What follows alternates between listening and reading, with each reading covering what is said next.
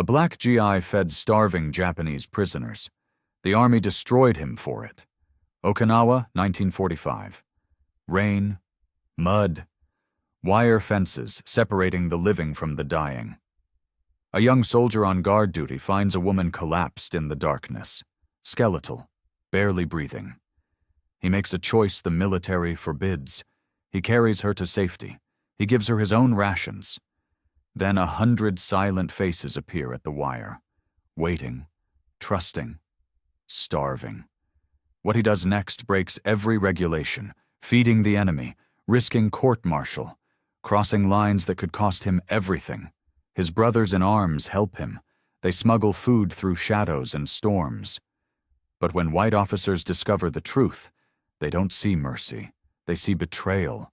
One soldier, one act of humanity, one impossible choice between orders and conscience.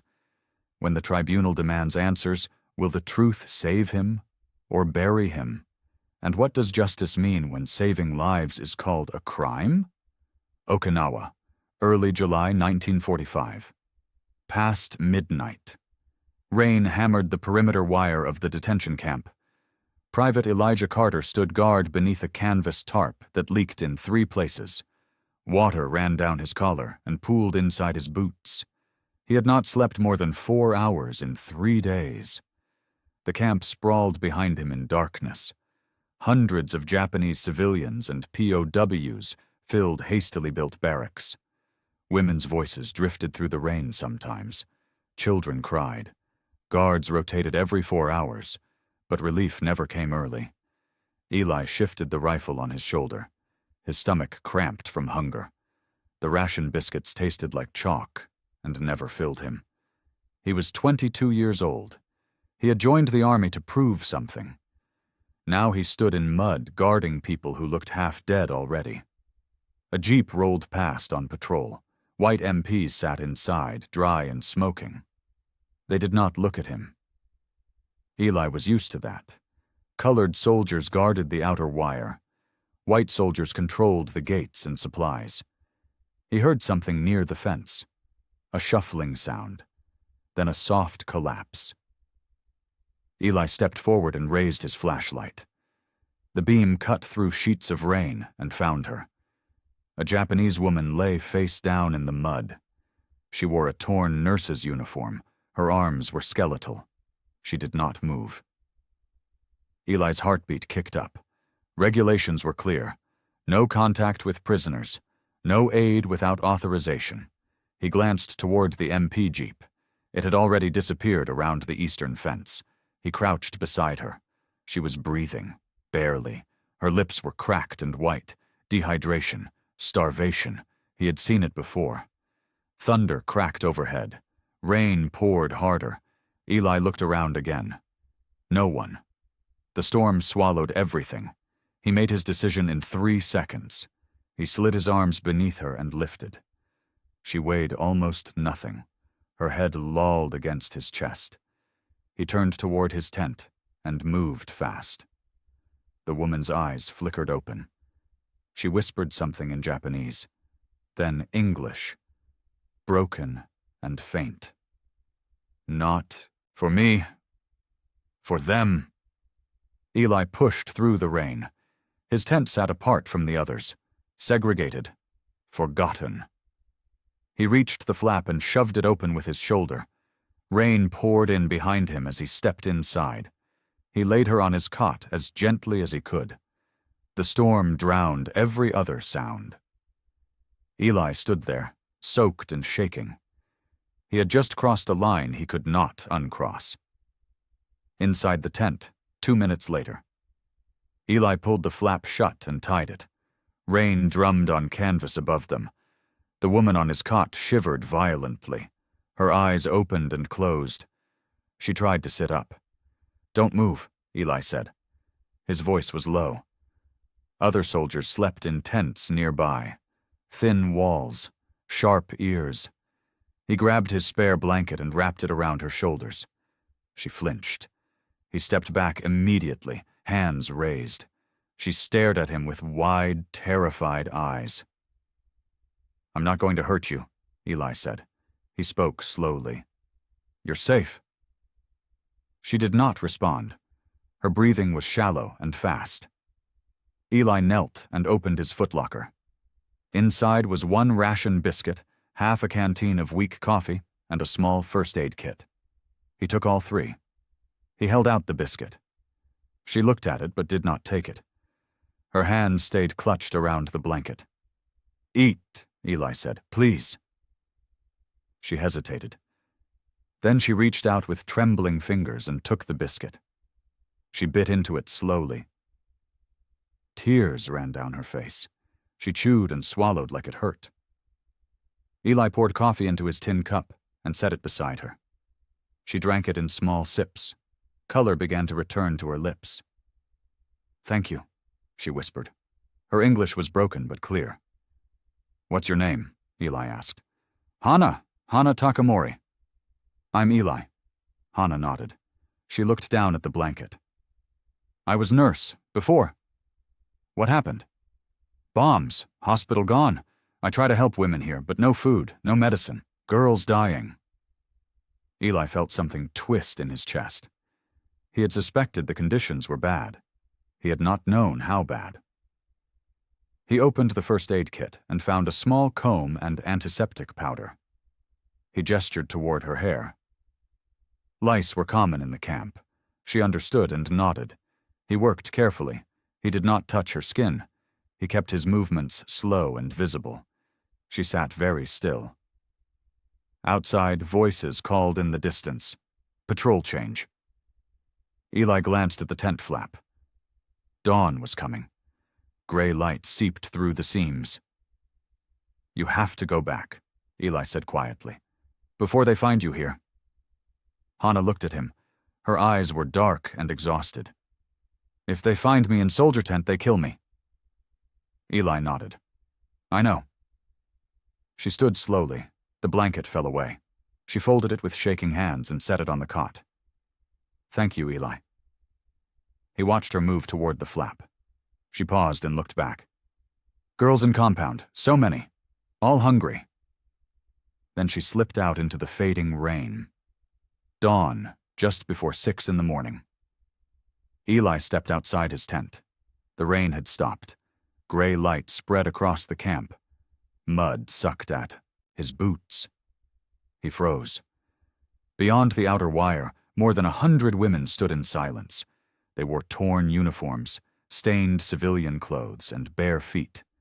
They did not speak. They did not move. They simply stood there, watching him. Eli's breath caught.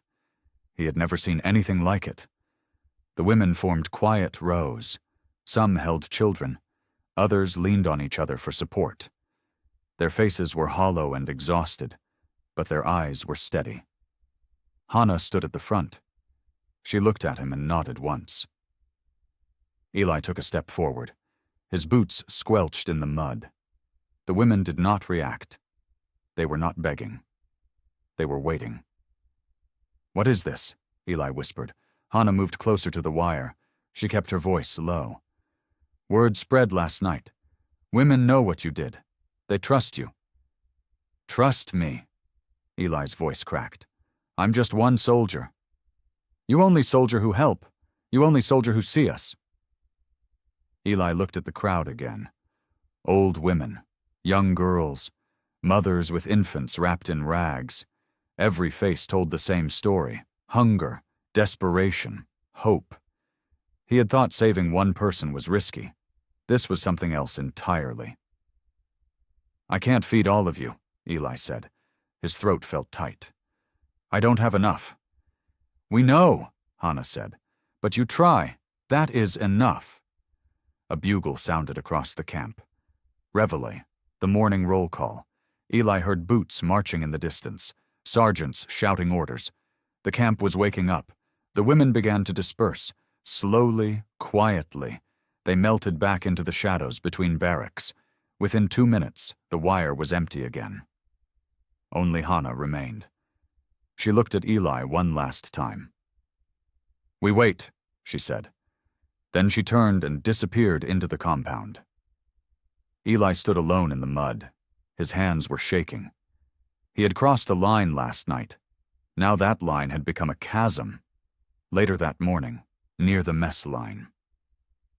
Eli walked beside Corporal Lewis Jackson. Lewis was 31, sharp-eyed, and careful. He had survived 2 years in the Pacific by trusting no one. "You look like you saw a ghost," Lewis said. Eli glanced around. White soldiers stood in clusters nearby. MPs patrolled the supply yard. He lowered his voice. "I need to tell you something." They moved behind a stack of crates. Eli told him everything. The woman in the mud. The 100 silent faces at dawn. Lewis listened without interrupting. His expression stayed flat. When Eli finished, Lewis shook his head. "You're out of your mind." "I know. You know what they do to colored boys who get caught with Japanese women?" "I wasn't. Doesn't matter what you were doing. Matters what they say you were doing." Eli looked at the ground. He knew Lewis was right. He had heard the stories. Black soldiers accused of fraternization, courts-martial, dishonorable discharges. Worse. "I can't just let them starve," Eli said. Lewis was quiet for a long moment. Then he sighed. "You're going to get us both killed." "I'm not asking you to—" "Shut up," Lewis said. "I'm in." Eli looked up. "What? You think I don't see what's happening here? White officers got us guarding prisoners while they sit in clean tents drinking coffee. Those women got nothing. I'm not blind." "So you'll help?" Lewis nodded slowly. "I work supply detail tomorrow. I can miscount rations. Not much, but enough." "How do we get it to them without being seen?" "Same way we do everything else, carefully." A white sergeant walked past. He glanced at Eli and Lewis for a second too long. His eyes narrowed slightly. Then he kept walking. Lewis watched him go. "That's Kincaid. He's got eyes everywhere." "You think he knows?" "Not yet, but he will." Eli felt cold despite the morning heat. This was just the beginning. That evening, inside the women's compound, Hannah sat on a wooden bench inside Barracks 7. 40 women crowded the space. Most sat on bare floors. Some leaned against walls. A few lay motionless on thin mats. Hannah spoke quietly in Japanese. She explained what had happened. She told them about Eli, about the food, about the risk. The women listened in silence. Their faces showed fear and hope in equal measure. An older woman named Keiko spoke first. "What if this is a trap?" "It is not a trap," Hannah said. "How do you know?" "I saw his eyes. He did not have to help me. He chose to." Another woman, younger, spoke up. "What do we do?" Hannah stood. "We must be disciplined. If we swarm the fence, the guards will see. If we make noise, they will hear. We move in small groups. We take only what is given. We do not ask for more." Keiko shook her head. "One mistake and they will punish us all." "One mistake and they will kill him," Hannah said. Her voice was firm. "We protect him by protecting ourselves." The women nodded slowly. They understood. Survival required discipline. Hope required sacrifice. Hannah walked to the small window at the back of the barracks. Bars crisscrossed the opening. Beyond them she could see the outer wire. Guard posts stood in the distance. Searchlights swept the perimeter every 10 minutes. She saw the silhouette of a soldier on the far post. She could not tell if it was Eli, but she looked anyway. A young girl approached her. She was maybe 12. Her name was Yuki. She held a small cloth doll in her hands. "Will he really come?" Yuki asked. Hannah knelt beside her. "I do not know, but we must be ready." Yuki nodded. She clutched the doll tighter. Hannah looked around the barracks. She saw the truth in every face. Sunken cheeks, hollow eyes, bones pressing against skin. They were dying slowly. She had watched 3 women die in the past 2 weeks. She had held their hands as they faded. She would not watch more die if she could stop it.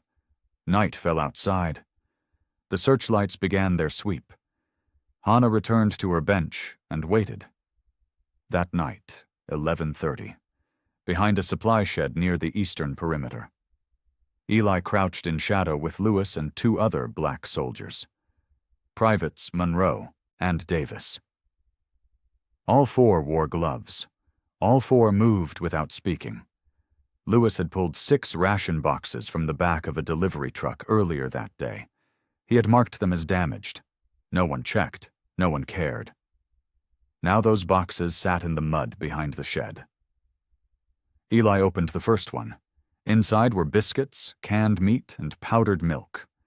Not much, but more than nothing. "We got maybe 10 minutes before the next patrol," Lewis whispered. Eli nodded. He stuffed rations into a canvas sack. Monroe and Davis did the same. They worked fast and silent. Davis glanced towards the fence. "You sure about this?" "No," Eli said, "but we're doing it anyway." They finished loading and moved toward the wire. The outer fence had a section near the latrines where the mesh sagged. MPs rarely checked it. Eli had noticed it 3 days ago. He knelt beside the gap and pushed the sack through. On the other side, a shadow moved. Hannah. She took the sack without a word. Her hands were quick. She handed it back through the fence to another woman behind her, then another. The rations disappeared into the darkness. Eli heard boots, close. He froze. Lewis grabbed his shoulder and pulled him back into shadow. 2 MPs walked past 30 feet away. They were talking about baseball.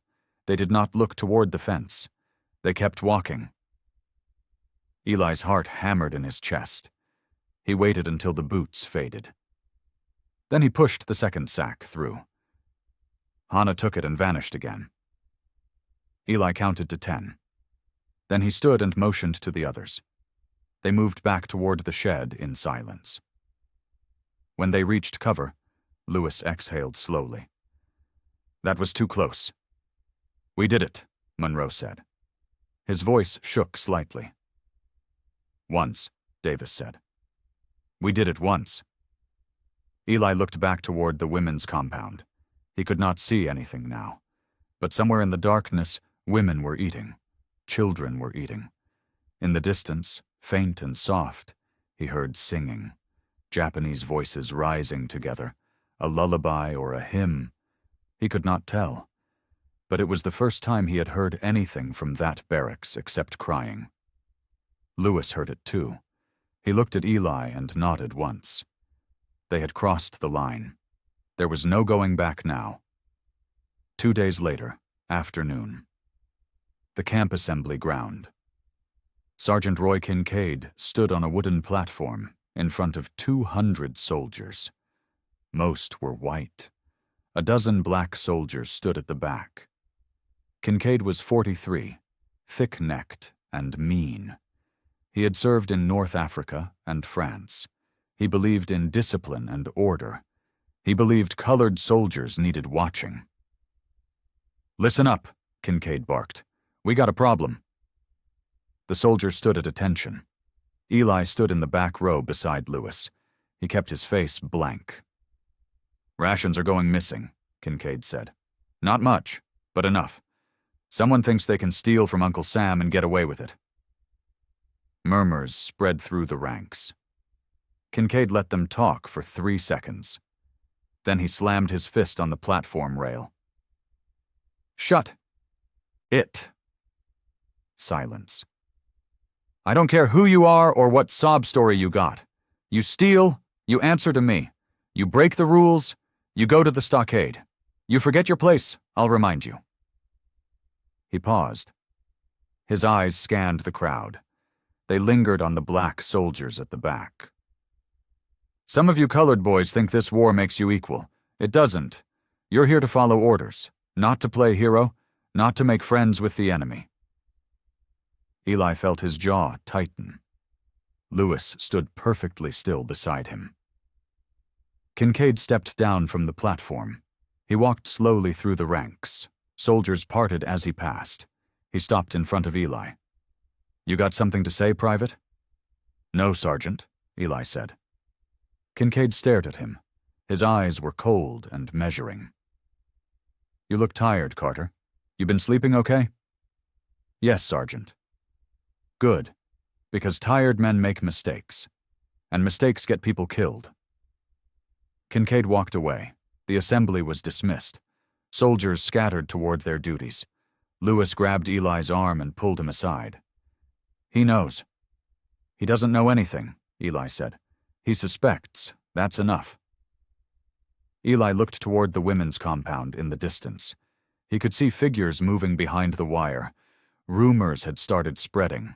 Some of the POW women in Barracks 7 looked healthier, stronger. MPs had noticed. We have to be more careful, Eli said. Or we have to stop, Lewis said. Eli looked at him. We're not stopping. Lewis shook his head. Then we're dead men.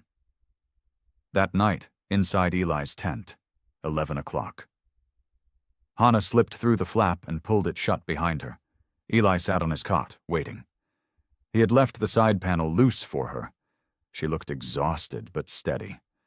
She carried a small bundle wrapped in cloth. She set it on the floor and sat across from him. The women say thank you, Hannah said quietly. Tell them to stay quiet, Eli said. MPs are watching. Hannah nodded. I know. We are careful. They sat in silence for a moment. Outside, the camp was mostly dark. Searchlights swept the perimeter every few minutes. Voices murmured from distant tents. Why do you do this? Hannah asked. Eli looked at her. What? You risk everything. For us.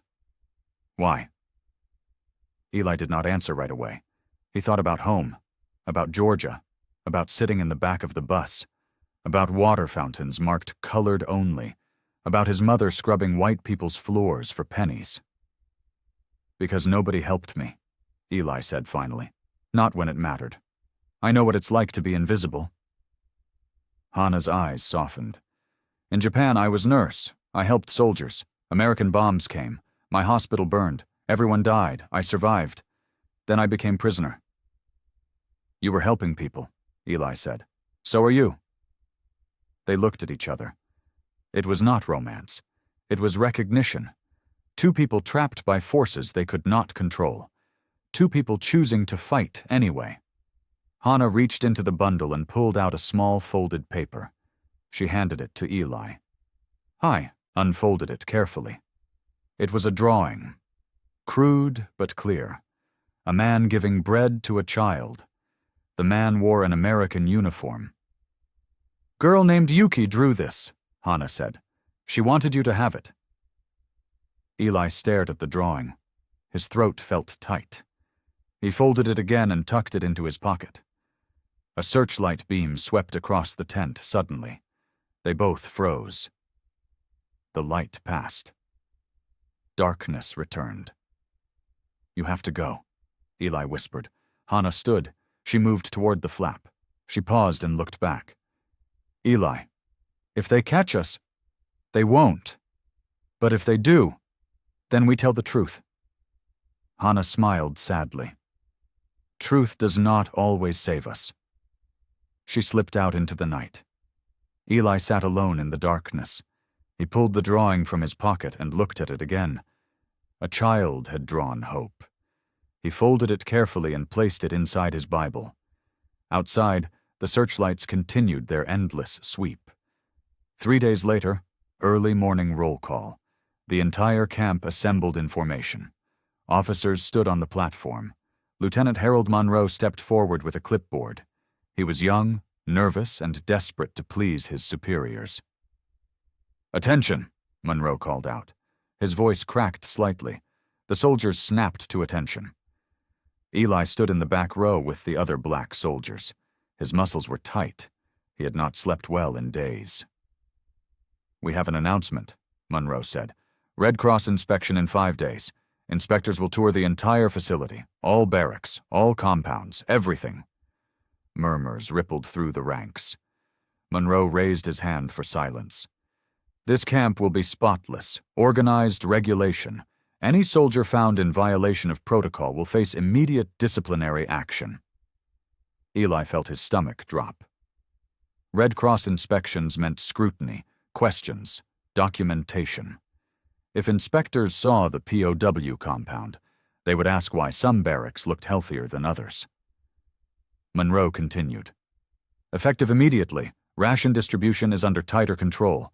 All supplies will be counted and logged. No exceptions. Lewis shifted beside Eli. Their operation just became infinitely harder. Dismissed, Monroe said. The formation broke apart. Soldiers scattered toward their duties. Eli and Lewis walked toward the supply yard without speaking. Monroe's words echoed in Eli's head. Rations counted and logged. No exceptions. They reached the shed where they usually worked. A white corporal named Miller stood waiting. He held a new logbook. "New rules, boys?" Miller said. He did not look happy about it either.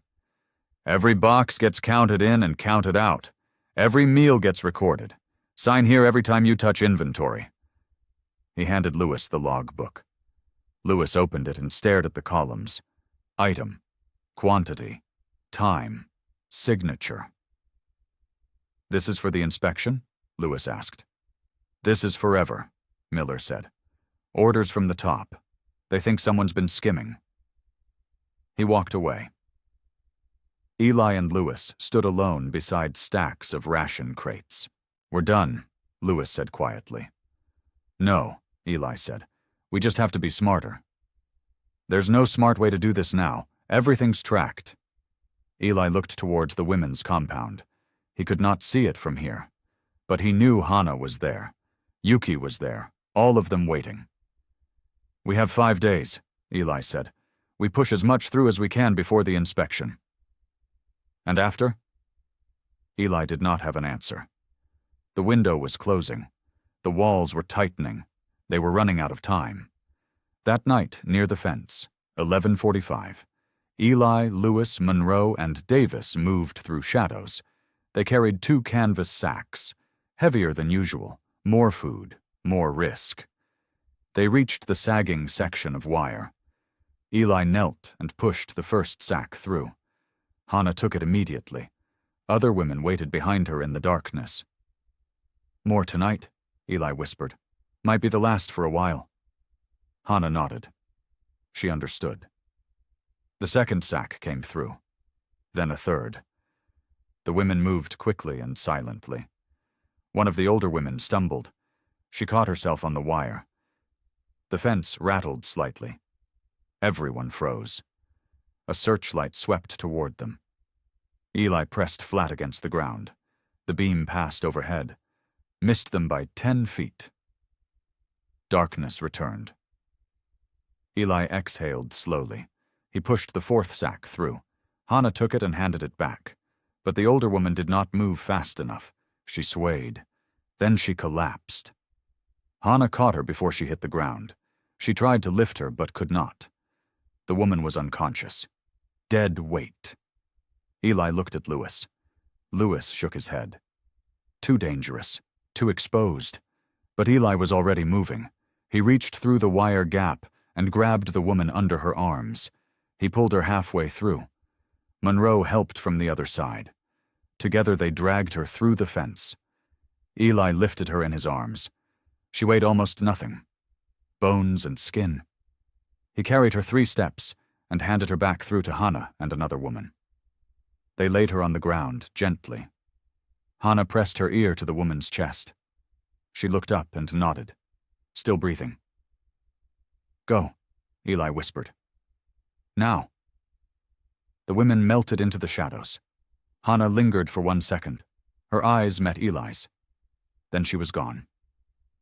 Eli and the others moved back toward the shed. They were halfway there when Eli saw him, a white MP standing beside a storage tent, partially hidden, watching. Eli's blood went cold. He kept walking. Did not run, did not react. The MP did not move, did not call out, just watched. When they reached the shed, Davis grabbed Eli's arm. "Did you see him?" "I saw him," Eli said.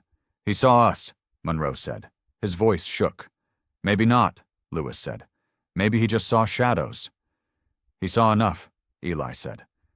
They stood in silence. The night felt heavier now, colder. The MP was gone. But the damage was done.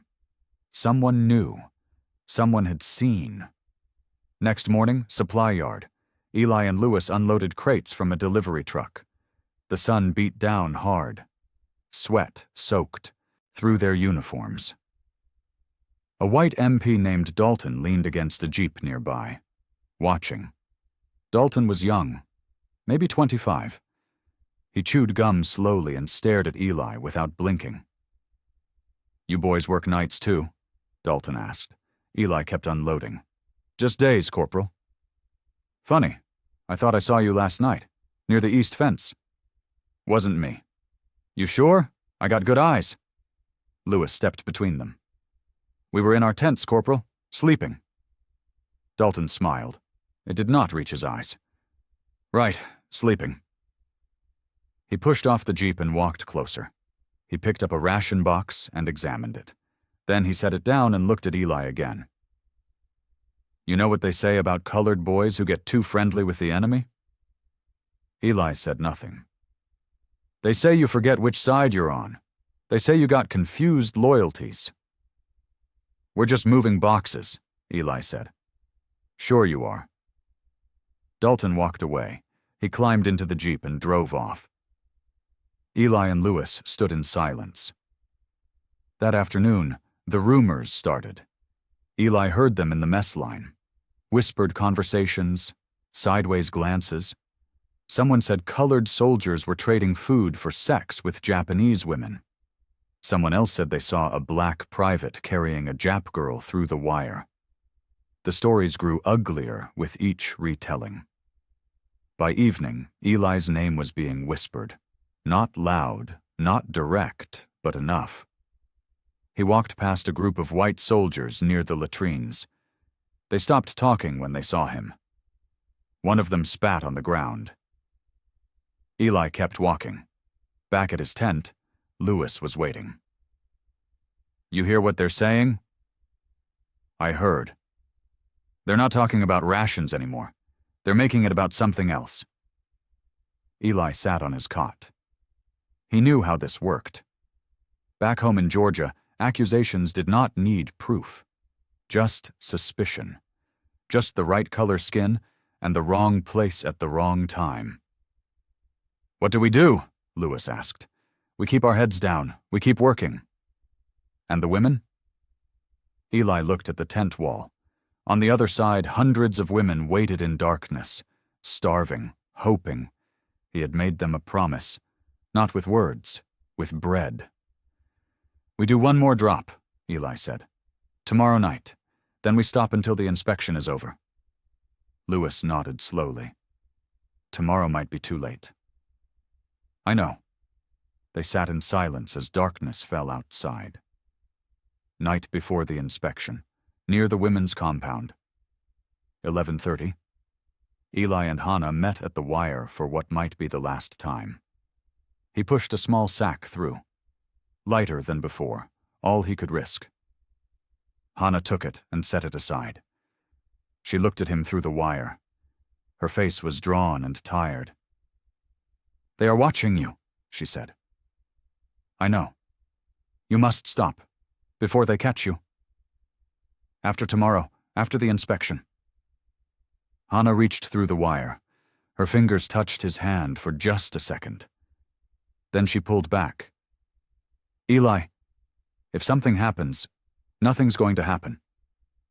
She pulled something from her pocket. A small drawing. The one Yuki had, made. A man giving bread to a child. "Keep this safe," Hannah said, "so you remember." Eli took the drawing. He started to fold it. Then he heard boots, multiple pairs, running, coming fast. "Go," Eli said, "now." Hannah turned to run. But it was too late. Flashlights cut through the darkness. 5 MPs emerged from behind the barracks. Sergeant Kincaid led them. "Don't move," Kincaid shouted. Eli raised his hands. Hannah stood frozen on the other side of the wire. Kincaid walked forward slowly. His flashlight beam hit Eli's face, then Hannah's, then the sack on the ground between them. "Well, well," Kincaid said. "Look what we got here." Two MPs grabbed Eli's arms. They slammed him face first into the ground. Mud filled his mouth. His arms were yanked behind his back. Handcuffs clicked shut. "Private Elijah Carter," Kincaid said, "you are under arrest for theft of military property, fraternization with enemy personnel, and conduct unbecoming." Eli tried to speak. An MP's boot pressed into his back. "Take him to the stockade," Kincaid ordered. They dragged Eli to his feet.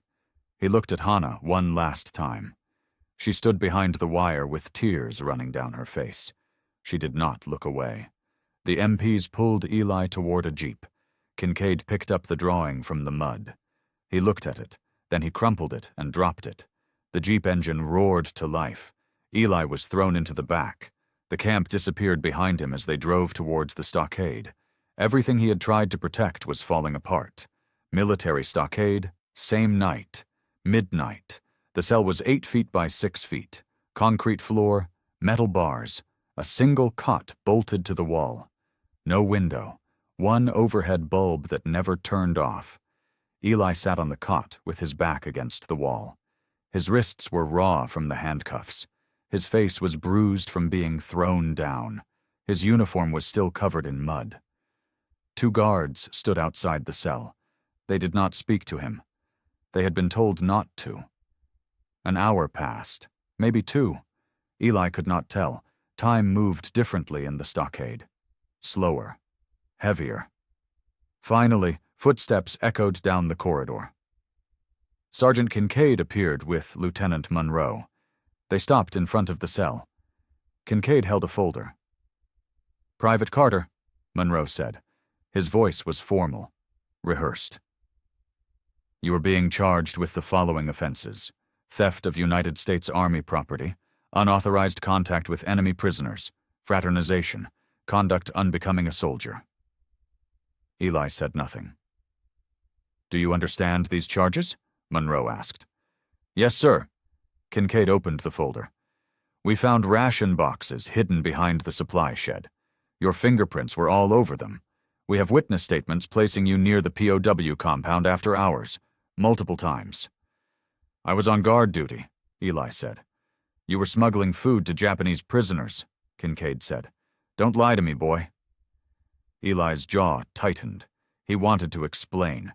He wanted to tell them about the starvation, about children dying. But he knew it would not matter. The narrative was already written. "We also have testimony," Kincaid continued, "that you had inappropriate contact with a female prisoner, that you brought her into your tent, alone, at night." Eli's stomach turned. "That's not what happened." "Then what happened?" "She was dying. I gave her water." Kincaid laughed. It was cold and sharp. "You gave her water, in your tent, in the middle of the night, and you expect me to believe nothing else happened?" "Believe what you want," Eli said. "I helped her, that's all." Monroe shifted uncomfortably. "Private, this is serious. The charges could result in dishonorable discharge, prison time. Worse." Eli looked at him. "Worse than watching people starve?" Monroe did not answer. He glanced at Kincaid. Then he turned and walked away. His footsteps faded down the corridor. Kincaid stayed. He stepped closer to the bars. His voice dropped low. "You think you're a hero, Carter? You think you're better than the rest of us? No, sir. You're not. You're just another colored boy who forgot his place." Kincaid closed the folder and walked away. The cell door slammed shut behind him. The bulb overhead buzzed. Eli sat alone in the silence. The walls pressed in.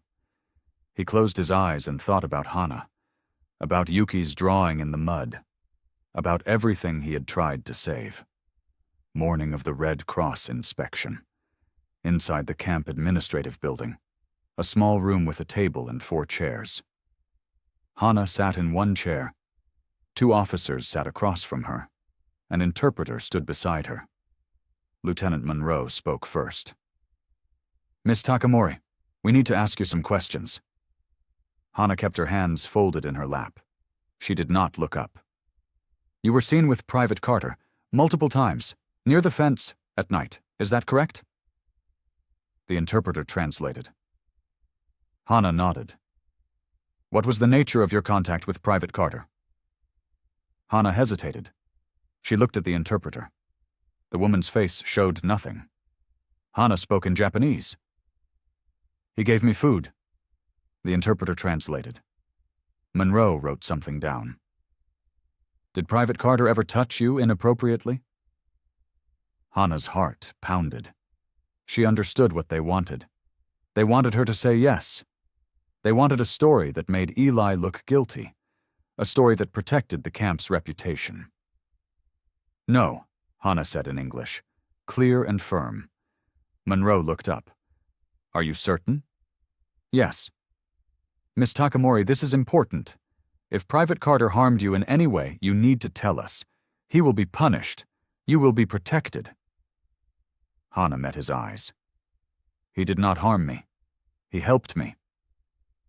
Monroe's expression hardened. He glanced at Kincaid, who stood in the corner. Kincaid stepped forward. "Let me be clear," Kincaid said. "Private Carter brought you into his tent, alone, at night, and you're telling us nothing happened?" "He gave me water, food, medicine, that is all." "Why would he risk his career for that?" Hana's voice stayed steady. "Because I was dying, because he is good man." Kincaid slammed his hand on the table. Hana flinched but did not look away. "You're lying to protect him," Kincaid said. "I am telling truth." Monroe stood up. "Miss Takamori, the Red Cross inspectors will be here in 2 hours. They will tour the compound. If they find evidence of malnutrition or mistreatment, this camp will face serious consequences." He paused. Let the words sink in. "If you cooperate with us, we can ensure better conditions for you and the other women. Better food, better medical care, but you have to tell us what we need to hear." Hana understood. They were offering a trade, her testimony for better treatment. Lie about Eli and save the others. She looked at the table, at her hands, at the choice in front of her. She thought about the women in Barrack 7, about Yuki, about all the faces waiting behind the wire. Then she thought about Eli's face in the rain, the way he had lifted her when she fell, the way he had risked everything without asking for anything in return. "I have nothing more to say," Hana said quietly. Monroe and Kincaid exchanged looks. Kincaid shook his head. Monroe closed his folder. "Take her back to the compound," Monroe said. The interpreter led Hana out. As she walked down the hallway, she saw women being moved, barracks being cleaned, evidence being erased. The camp was preparing to lie to the inspectors, just as they wanted her to lie. She had chosen truth. She did not know if it would save Eli, but it was all she had to give. Eli's cell evening, the inspection was over. Red Cross officials had come and gone. Eli had heard their voices in the distance. Polite questions, careful answers. Then silence. Now he sat alone. The bulb overhead flickered. His water cup was empty. No one had brought food since morning. Footsteps echoed outside. The cell door opened. Chaplain Daniel Byrne stepped inside. He was 52, gray-haired and tired. He carried a Bible and a folder. "Private Carter," Byrne said. "May I sit?" Eli nodded. Byrne sat on the edge of the cot. He was quiet for a long moment. "The inspection went well," Byrne said finally. "No major violations found. The camp passed." Eli said nothing. "The officers are pleased. Everything is back to normal. Except me." Byrne sighed. "Except you." He opened the folder. Inside was a single sheet of paper. A confession. Pre-written. Blank signature line at the bottom. They want you to sign this, Burns said. Eli looked at the paper. It stated that he had stolen rations for personal gain, that he had acted alone, that he had inappropriate contact with a female prisoner, that he accepted full responsibility and requested leniency. If I sign this? Dishonorable discharge, no prison time, you go home. And if I don't? Burns' face showed the answer before he spoke. They add more charges, sexual misconduct, assault. They make it worse until you break. Eli leaned back against the wall. He thought about home, about his mother, about walking away from all of this. Free. But signing meant admitting to crimes he did not commit. Meant letting them write the story. Meant erasing what he had actually done. What about the truth? Eli asked. The truth doesn't matter to them, Burns said. They need someone to blame, someone expendable. Because I'm black. Yes. Burns set the paper on the cot. He stood up slowly, his knees cracked. I've been a chaplain for 20 years, Burns said. I've seen good men destroyed by bad systems. I've watched justice fail over and over. I can't tell you what to do, Private. I can only tell you what will happen if you fight. And what will happen? You'll lose. They have the power, the rank, the story already written. You're just one soldier, one black soldier. In their eyes, that means you don't matter. Byrne walked to the cell door. He paused and looked back. But maybe mattering isn't the point, he said quietly. Maybe doing what's right is enough, even if no one remembers. He left. The door clanged shut. Eli sat alone with the unsigned confession. The paper felt heavy in his hands, heavier than it should be. He stared at the blank signature line. The pen sat beside it, waiting. Tribunal room, next morning, a long table at the front. 3 officers sat behind it. Lieutenant Colonel Bradford in the center, Monroe and another captain on either side. Flags hung on the wall. The room smelled of wood polish and cigarette smoke. Eli stood at attention. His hands were cuffed in front of him. 2 MPs flanked him. Sergeant Kincaid sat in the front row. Other soldiers lined the walls. Witnesses, observers, judges without authority. Bradford opened a folder. Private Elijah Carter, you stand accused of theft of military property, unauthorized contact with enemy prisoners, conduct unbecoming a soldier. How do you plead? Not guilty, sir. Murmurs spread through the room. Bradford raised his hand for silence. The tribunal will hear testimony, Bradford said. Sergeant Kincaid, please present your case. Kincaid stood. He walked to the center of the room. He held papers and photographs, evidence carefully arranged. On the night of July 15th, Private Carter was apprehended at the enemy compound fence, Kincaid began. He was in possession of stolen rations. He was in unauthorized contact with a female Japanese prisoner. He held up a photograph. It showed the fence, the sack, the shadowy figures. Private Carter admits he brought this prisoner into his tent, alone, at night. He claims he was providing medical assistance. We have reason to believe his intentions were not honorable. Kincaid continued for 10 minutes. He presented witness statements from MPs, inventory logs showing missing rations, testimony from other soldiers who claimed they saw Eli acting suspiciously. Everything was arranged to tell one story: Eli the thief, Eli the predator, Eli the traitor. When Kincaid finished, Bradford looked at Eli. Do you wish to speak in your defense? Yes, sir. Proceed. Eli took a breath.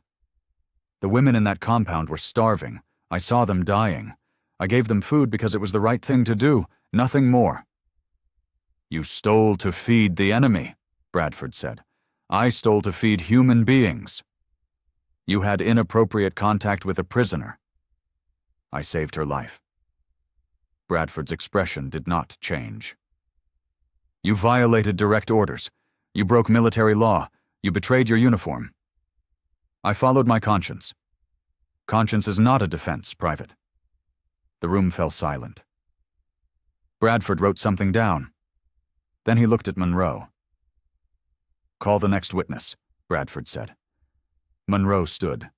The tribunal calls Hana Takamori. The door opened. Hana walked in. She wore a clean dress provided by the Red Cross. Her hair was pulled back. She looked small and fragile, but her eyes were steady. She walked to the front of the room and stood beside Eli. She did not look at him. She looked at the officers behind the table. Bradford leaned forward. Miss Takamori, you will tell this tribunal exactly what happened between you and Private Carter. The truth, all of it. Hana nodded once. The interpreter stepped beside her. The room waited. Eli's future balanced on her words. Tribunal courtroom, moments later. Hana stood beside the interpreter, every eye in the room fixed on her. Bradford waited. Kincaid leaned forward in his seat. Eli held his breath. The interpreter spoke softly to Hana in Japanese. Hana nodded. Then she spoke. Her voice was quiet but clear. Private Carter saved my life. The interpreter translated. Bradford wrote something down. Explain what happened, Bradford said. Hana spoke in broken English first, then Japanese when the words failed her. The interpreter filled the gaps. I was searching for food near the fence. It was raining. I collapsed. I was dying. Private Carter found me. He carried me to his tent. He gave me water, biscuit, medicine. He treated me with respect. He never touched me. He never hurt me. Kincaid stood up. You were alone with him, in his tent, at night? Yes. And nothing happened? He saved my life. That is what happened. Kincaid's jaw tightened. Did he give you food on other occasions? Yes. How many times? Many times. For me, for other women, for children. Murmurs spread through the room. Bradford raised his hand again. Miss Takamori, Bradford said, you understand that Private Carter stole military property to give you this food? Yes, because we were starving. The army provides rations to all prisoners. Hana's eyes flashed. She spoke rapidly in Japanese. The interpreter hesitated, then translated. The rations you provide are not enough. Women die every week. Children cry all night from hunger. We eat bugs, we eat grass, we drink dirty water. Private Carter saw this. He helped when no one else would. The room went silent. Officers shifted in their seats. Kincaid's face turned red. That is not relevant to these proceedings, Bradford said. It is only thing that is relevant, Hana said in English. She turned and looked at Eli for the first time. Tears ran down her face, but she did not look away. He is good man. He broke rules to save us. If that is crime, then I am guilty too. Bradford closed his folder. He looked at Monroe, then at Kincaid. Their faces showed calculation, politics, damage control. Miss Takamori, you may step down, Bradford said. Hana bowed slightly. She walked toward the door. As she passed Eli, she whispered in Japanese. The interpreter did not translate, but Eli understood the tone. Gratitude. Goodbye. The door closed behind her. Bradford conferred with the other officers in whispers. Papers shuffled, pens scratched. Finally, Bradford looked up. This tribunal will adjourn for deliberation. Private Carter, you are remanded to custody pending our decision. The MPs grabbed Eli's arms. They led him toward the door. He looked back once. The officers were already leaving through a side exit. The room emptied quickly. Only Chaplain Byrne remained. He met Eli's eyes and nodded once. Eli was taken back to his cell. The door slammed shut. He sat on the cot and waited for judgment. Tribunal aftermath room, 2 hours later. Bradford sat at the head of a table. Monroe and 2 other officers sat with him. Maps and files covered the surface. A telephone sat silent in the corner. The Red Cross report came back clean, Monroe said. But barely. They noted concerns about ration distribution. They're watching us. Bradford lit a cigarette. Then we handle this carefully. The sexual misconduct charges won't stick, one officer said. The woman's testimony was too strong, too credible. Drop them, Bradford said. Keep theft and disobedience. Kincaid stood near the wall. That's not enough. He made us look weak. He undermined discipline. He fed starving women, Monroe said quietly. Everyone turned to look at him. He cleared his throat. I'm not defending him. I'm stating facts. If we prosecute too hard, the Red Cross will ask questions. Bradford exhaled smoke. What do you suggest? Penal labor company, 6 months, then discharge him quietly. Not dishonorable? General discharge. Under other than honorable conditions. It ruins his record without raising flags. Bradford considered this. He tapped ash into a tray. The room waited. The real problem, Bradford said finally, is the optics. A colored soldier helping the enemy. The press would destroy us. Then we bury it, Kincaid said. No press, no publicity. Transfer him out fast. Bradford nodded slowly. Agreed. But we need to send a message. To him. To the other colored troops. Rules matter. Discipline matters. He stubbed out his cigarette and picked up the phone. He dialed. Waited. Spoke briefly. Hung up. It's decided, Bradford said. Drop sexual charges. Guilty on theft and willful disobedience. 6 months penal labor. General discharge to follow. Effective immediately. Monroe stood. I'll draft the orders. Make sure he's gone by tomorrow, Bradford said. I want him off this island before someone starts asking questions. The meeting ended. Officers filed out. Only Byrne remained behind. He had been standing in the corner the entire time. Bradford noticed him. Chaplain, something to add? Byrne stepped forward. That soldier saved lives. That soldier broke the law. Sometimes the law is wrong. Bradford's expression hardened. Careful, Chaplain. You're still under my command. Byrne said nothing more. He turned and walked out. Bradford sat alone at the table. He looked at the files, the photographs, the evidence of one man's small rebellion against a vast machine. He pushed them aside and reached for another cigarette. Prisoner transport area, same day. Afternoon sun beat down on cracked pavement.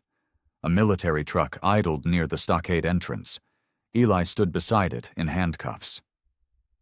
2 MPs waited nearby. His uniform had been stripped of insignia. His duffel bag contained his remaining possessions. Not much.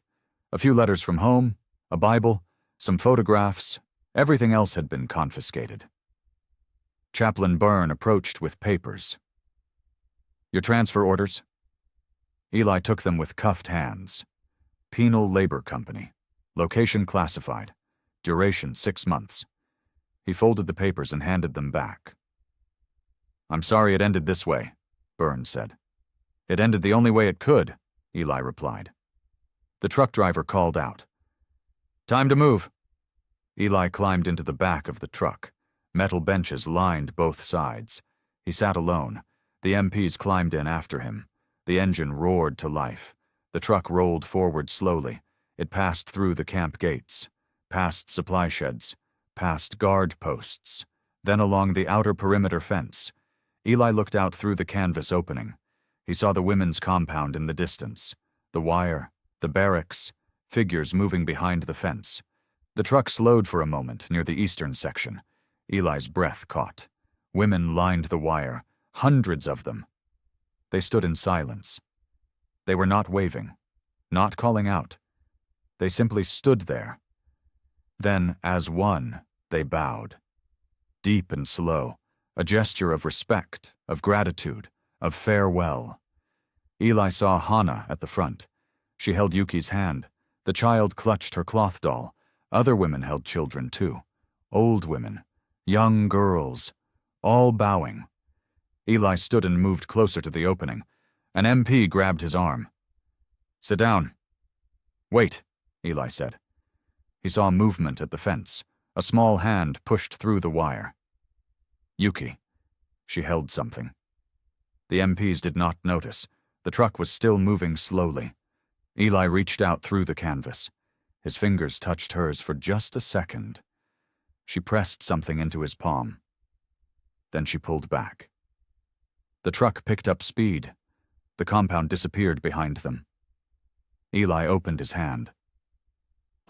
Piece of bread wrapped in paper. He unfolded the paper carefully.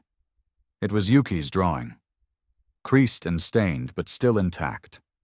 A man giving bread to a child. Eli clutched it tight. He sat back down on the bench. One of the MPs saw the bread.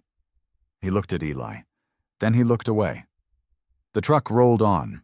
Okinawa faded into dust and heat behind them. Eli closed his eyes and held the drawing against his chest. U.S. Penal Labor Unit, 3 weeks later. August 1945. A construction site somewhere in the Pacific. Prisoners in faded uniforms broke rocks under brutal sun. Guards watched from shade. Eli swung a pickaxe in rhythm with 20 other men. His hands were calloused and bleeding. His back ached constantly. He had lost 15 pounds. But he was still standing, still breathing, still alive. The work was punishment, meaningless labor, building roads that led nowhere, digging ditches that would fill with rain. The officers did not care about results. They cared about breaking spirits. Eli worked beside other black soldiers. Some were there for theft, others for fighting. One man named Jackson was there for talking back to a white lieutenant. They did not speak much. They saved their energy for survival.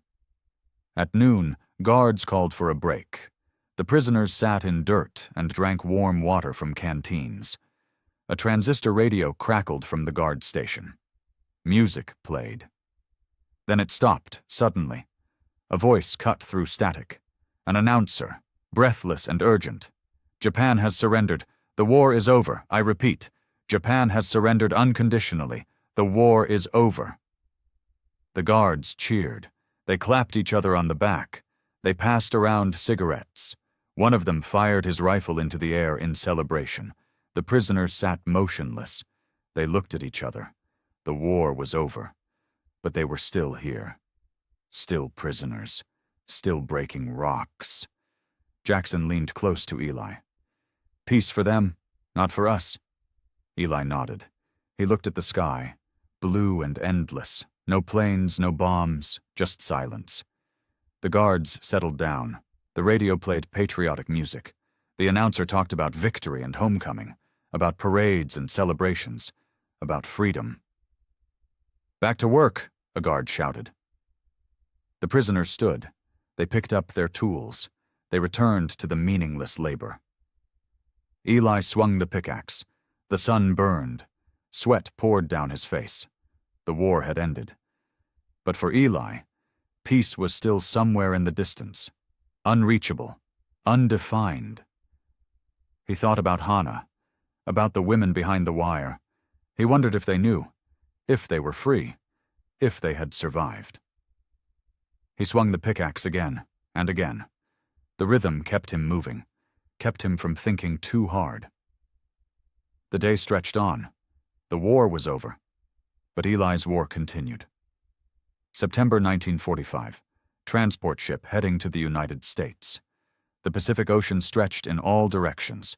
Gray water, gray sky, no land visible. Eli stood at the rail with other returning soldiers. Most were white, a few dozen blacks. Soldiers stood in a separate group near the stern. The ship rocked gently. Seagulls followed overhead.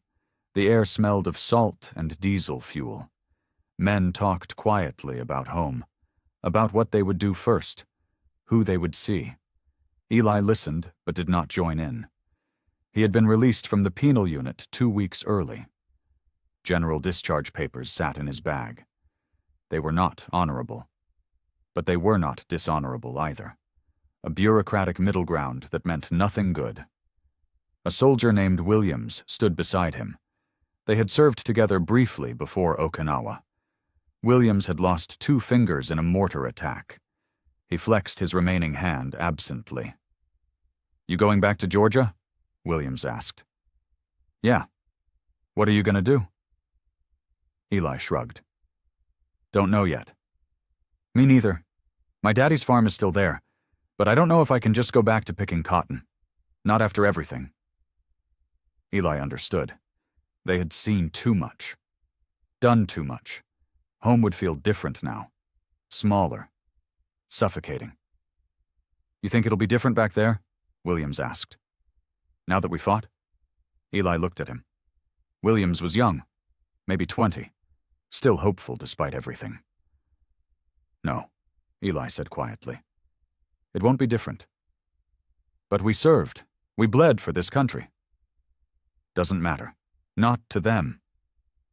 Williams was quiet for a long moment. Then he nodded. He had suspected the truth.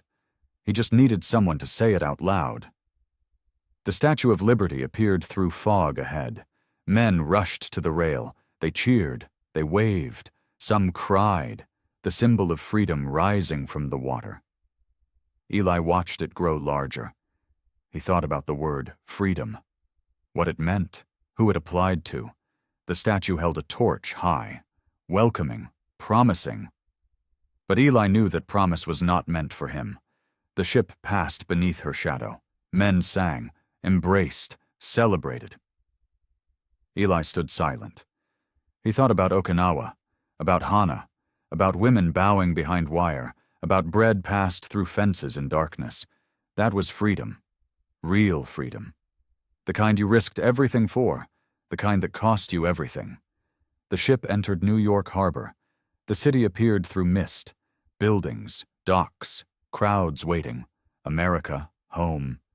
Eli gripped the rail and prepared himself for whatever came next. Georgia, rural town, early 1946. Winter. Bare trees aligned dirt roads. Eli walked up the path to his mother's house.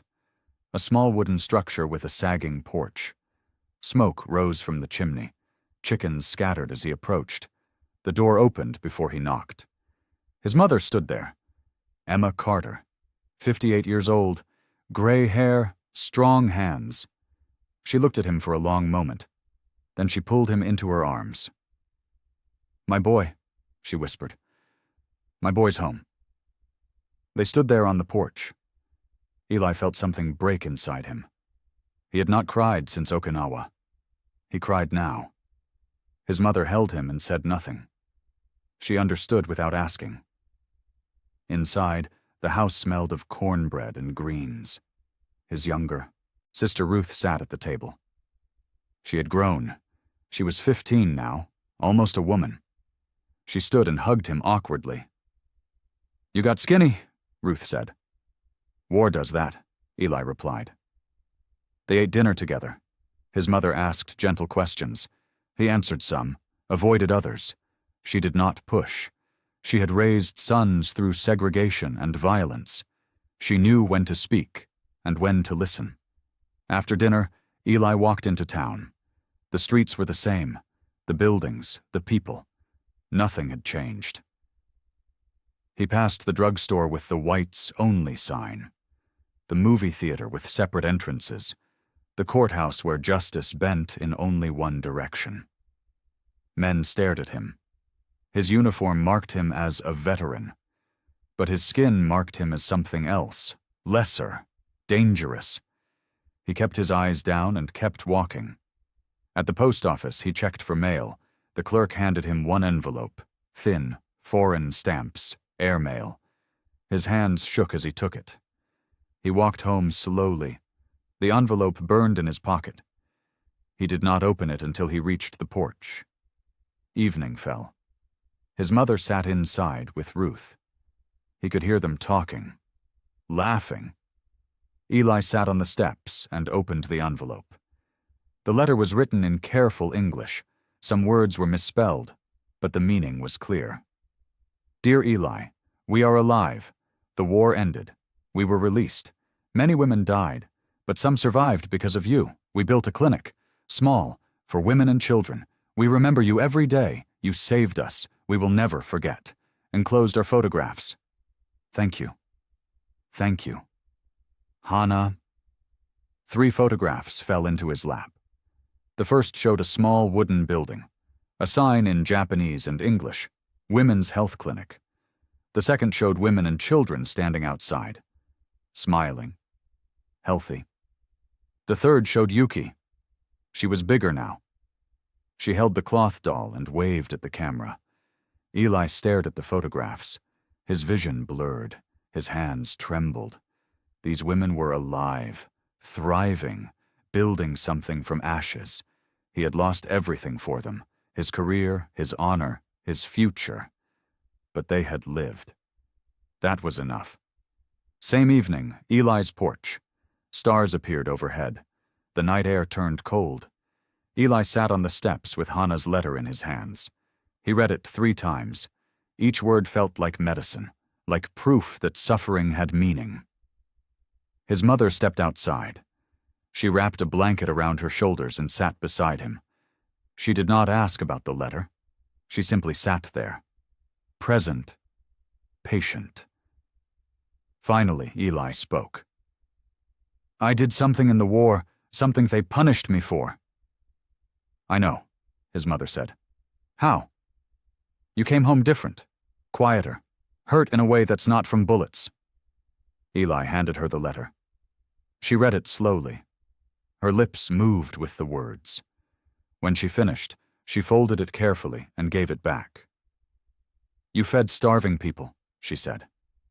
I broke the law. The law was wrong. Eli looked at her. It cost me everything. His mother's eyes were steady. It cost you what this country was willing to give you anyway, nothing, but it gave you something they can never take away.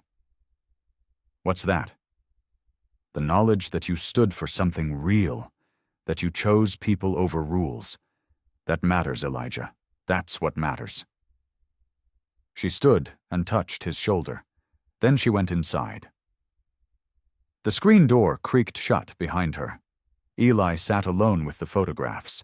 He looked at the clinic, at the women, at Yuki waving, lives continuing, futures unfolding, because one man had chosen to see their humanity. The radio inside played softly. A news announcer talked about the new peacetime, about prosperity, about liberty and justice for all. The words rang hollow. But Eli did not turn it off. He placed the photographs carefully inside his Bible, between the pages of Psalms, words about justice, about the oppressed, about doing what is right even when the world does not reward it. He closed the Bible and held it in his lap. The night deepened. Somewhere in Japan, women were sleeping safely. Children were growing. A clinic was healing. Because of bread passed through wire. Because of one soldier who had refused to look away. History would never write his story. Textbooks would never mention his name. But the women knew. The children knew. Hana knew. That was enough. It had to be enough. Dawn, Georgia porch. Final morning. February 1946. Frost covered the ground. Eli sat on the steps and watched the sun rise. Pink light spread across bare fields. Birds began their morning calls. The world woke slowly. He had been home for 3 months. He worked at a lumber mill now. Hard labor, low pay, but honest work. He came home exhausted each night, ate dinner with his mother and sister, slept in his childhood bed, tried to build something that looked like a normal life. But he was not normal anymore. He carried Okinawa with him. The rain, the wire, the faces of starving women, the sound of Hana's voice, the weight of Yuki's bread in his hand. He pulled the Bible from his pocket. He opened it to Psalms. The photographs were still there. He looked at them every morning, a ritual, a reminder, a prayer without words. The radio inside turned on. Ruth was awake. The news played. Politicians talked about the new America, about peace and prosperity, about freedom spreading across the world. Eli listened without believing. He knew the truth. Freedom was selective. Justice was conditional. Heroism depended on the color of your skin. But he also knew something else, something the radio would never say. Real heroism happened in darkness, in quiet moments, in choices made when no one was watching, in bread passed through wire, in lives saved without medals or parades. He had been court-martialed, punished, discharged, sent home in shame. His record was stained, his future limited. The army had crushed him for showing compassion. But women lived because he had acted. Children grew because he had risked everything. A clinic stood in Japan because one soldier had chosen humanity over orders. History would forget him. The records would show only his failures, his crimes, his punishment. But somewhere across the ocean, women would tell their daughters about the American soldier who fed them in their darkest hour, about the man who saw them when others looked away. Eli closed the Bible and placed the photograph of Yuki inside. He pressed it flat against the pages. Permanent, protected, truth preserved in silence. The sun rose higher, light touched the porch. Warmth spread across his face. Eli stood and stretched. He had work in an hour, a life to build, a future to face. He looked at the fields one last time. Then he went inside. His mother was making coffee. Ruth was setting the table. Ordinary morning. Ordinary family. But nothing about Eli was ordinary anymore. He had learned something the war tried to hide. That mercy was stronger than orders. That compassion was braver than obedience. That one person could change everything for someone else. The radio played on. The sun continued its rise. Eli Carter sat down to breakfast. Unknown, uncelebrated, but not defeated. He had saved lives. That was enough.